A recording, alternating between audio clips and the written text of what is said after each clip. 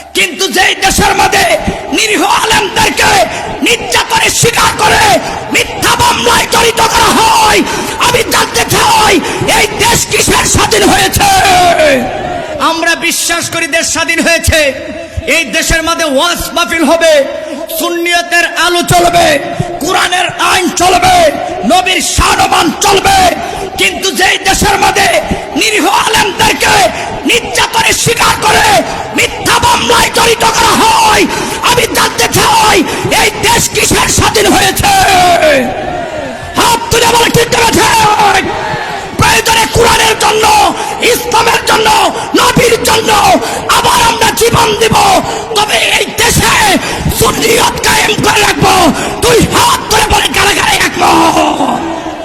আমরা দেশকে ভালোবাসি, এই দেশ ওলি আল্লাহদের দেশ। এই দেশের মাটিতে পরশে পরশে ওলি আল্লাহদের সুগন্ধি দেখা যায়। এই কিশোরগঞ্জের জমিনে আল্লামা সিদ্দিক শাহ রহমাতুল্লাহ আলাই, আবু বকর সিদ্দিক শাহ রহমাতুল্লাহ আলাই এই দেশের মধ্যে সুন্নিয়ত কায়েম করে গেছে। এই সুন্নিয়ত ধরে রাখতে গেলে সংগ্রাম করতে হবে, কোরআনের পক্ষে লড়াই করতে হবে, হাদিসের পক্ষে লড়াই করতে হবে, হিজবা কিয়াসের পক্ষে লড়াই করতে হবে, তরিকতের পক্ষে লড়াই করতে হবে। ডান হাত তুলে কোন ঠিক না ঠিক, আরো জোরে কোন ঠিক না ঠিক।